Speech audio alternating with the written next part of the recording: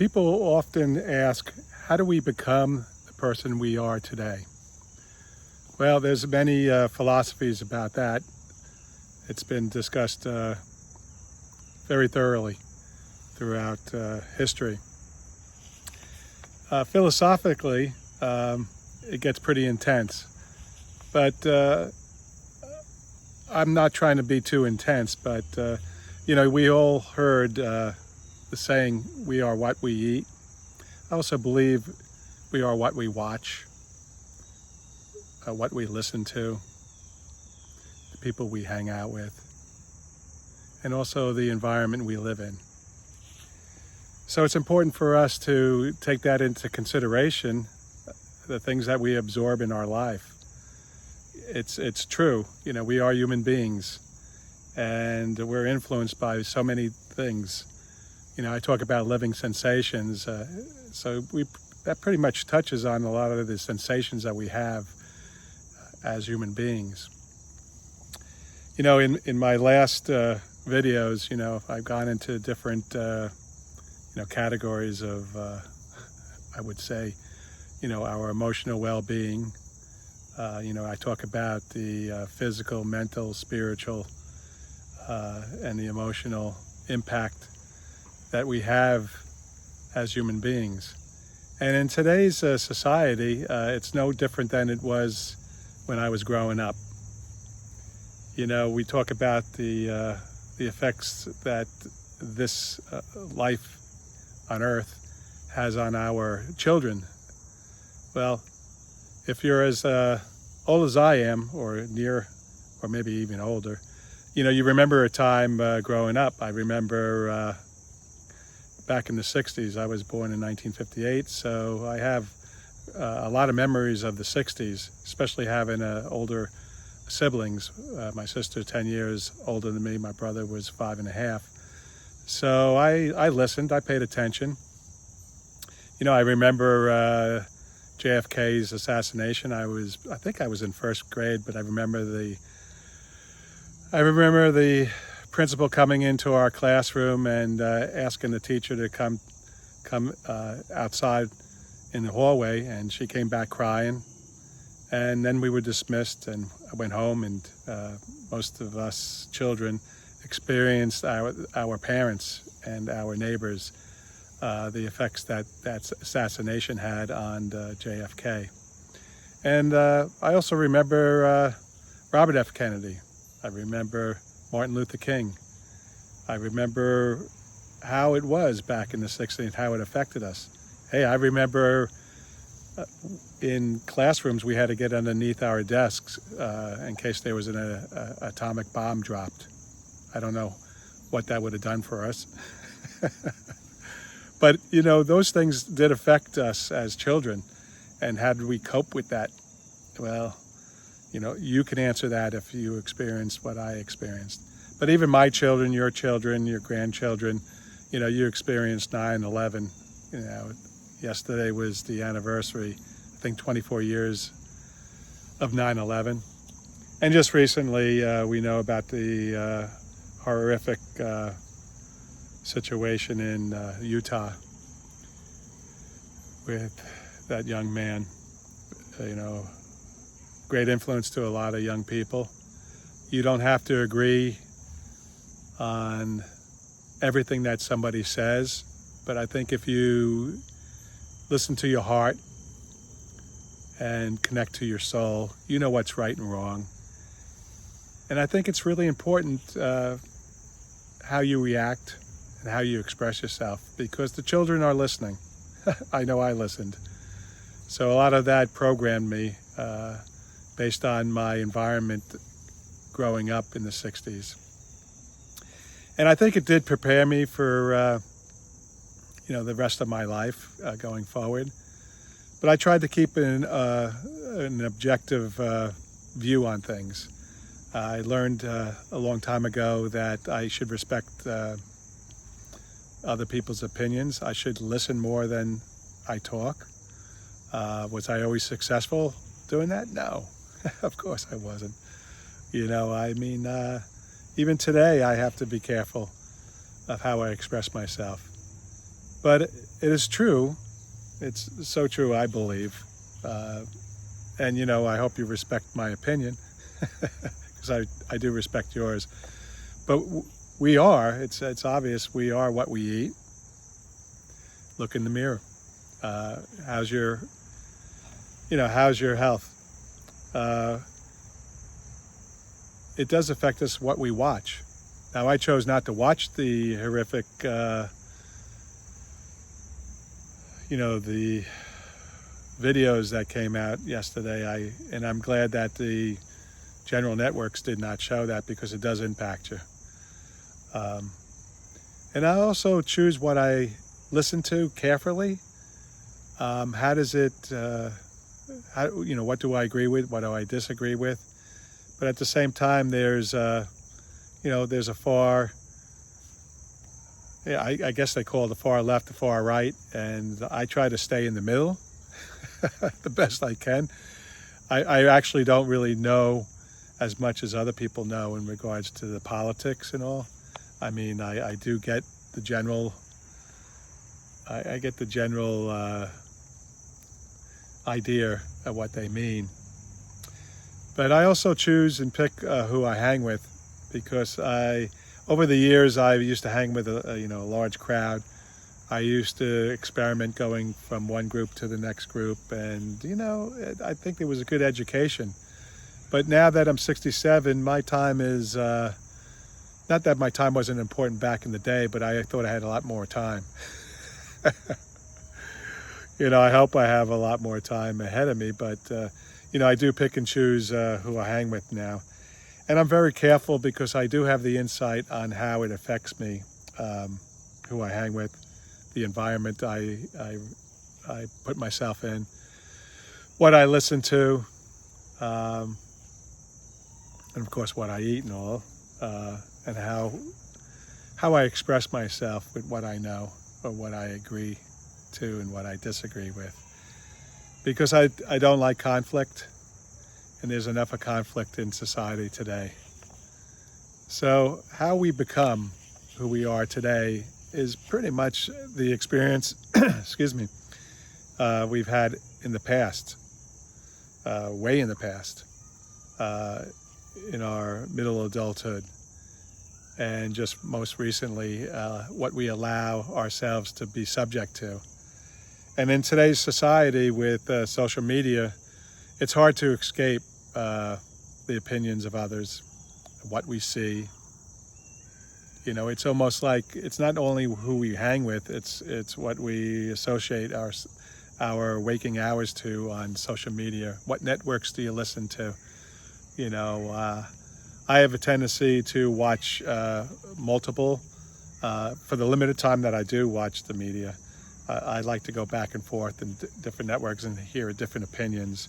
I also go on YouTube and listen to the different commentaries, just so that I know what people are thinking, how they're feeling, and being aware of the world today.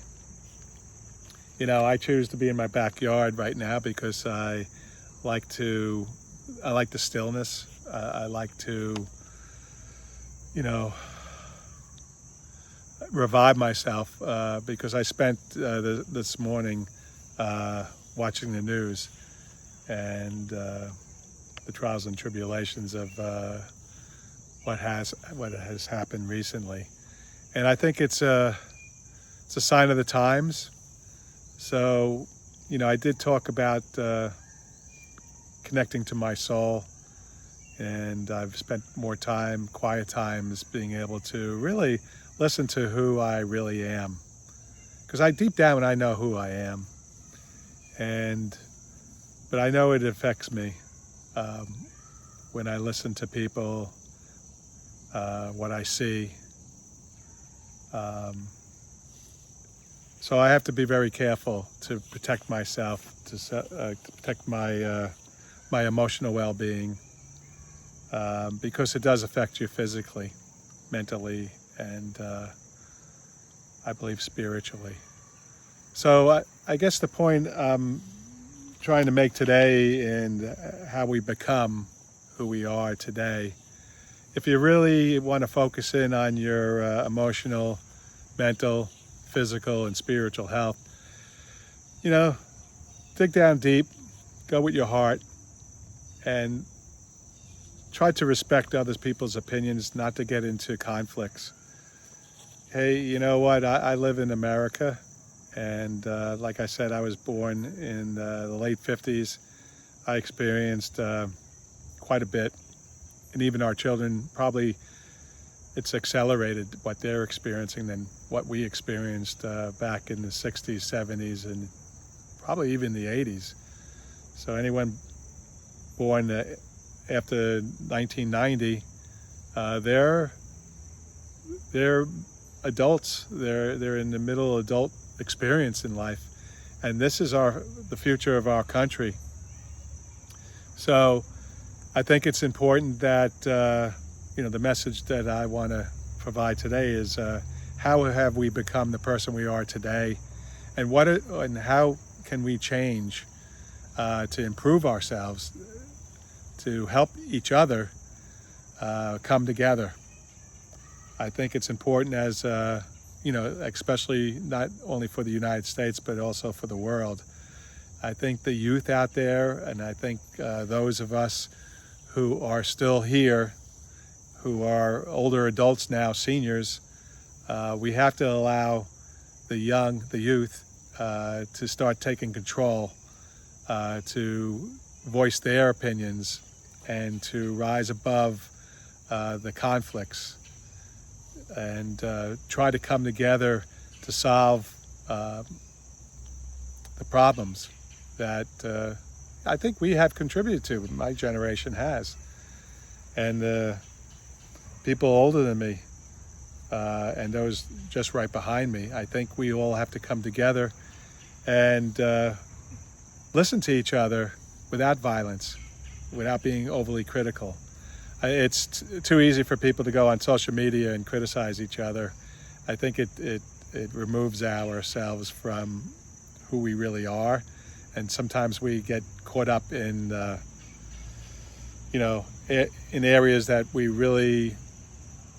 I think if we were in person and if we were face to face with those who have different opinions, I think we would be a little more subtle on how we react. So I think it's important that we become more face to face with people. I would recommend that we get more active in getting together with people across the table. Start talking to people face to face, and be careful what we do on social media. Hey, we have a great country. It's not as great as it used to be. We all know about the greatest generation, and it seems like when there's conflict, we come together. World War II, we come together. When there was the Vietnam War, there was protests, there was conflicts, and then there was assassinations, and there was a lot of things going on similar to today. So I think regardless of your religious or political beliefs, I think it's important that we come together as we did on 9/11 24 years ago. It was only 24 years ago. I just remember how we came together as a country. And maybe, maybe what happened this week to that young gentleman will help us come together. I do like what the Utah governor said today. I think if you haven't listened to what he had to say today, please go and listen. Experience what he said. It was powerful. And I have to say, he's a political guy, but I think he's also a person who was influenced by Charlie. You know who Charlie is. We all know who Charlie is now. A human being. But I think he also was a young man who was really soul searching, and really trying to send a message of love and I think the governor utilized that message that he was influenced by Charlie. Regardless if you're Democrat or a Republican, conservative, whatever. I don't even know all the different categories, I'll be honest with you. But listen to it. I think it was a good message. And as I said, I'm going to, voice what I believe. I'm going to reflect on things that influenced me to sit in front of my camera and express what I'm feeling. So today I was motivated to sit in my backyard, with nature, calm down and reflect on what I experienced this week. And the governor of Utah actually influenced me to sit and do this video today. And of course, accumulation of things that have just transpired, not only today, but this past week. So this should not be a controversial video. It's a living sensation. It's provoked me to voice my feelings, express my love and commitment to every human being, but also in hope that everyone will do soul searching and have it in their heart to reach out across the table and treat each other as we would like others to treat us. That's all I have to say. Again, I do ramble, and I appreciate everyone tuning in and connecting. I'm on Facebook, I'm on YouTube, Instagram, and I try to be respectful. I don't get into controversies, and I'm going to continue to do the best I can to listen to others and to respect others. So I hope you will do the same. And I just want to wish you all the best and wish you peace on earth. Thank you, and be well.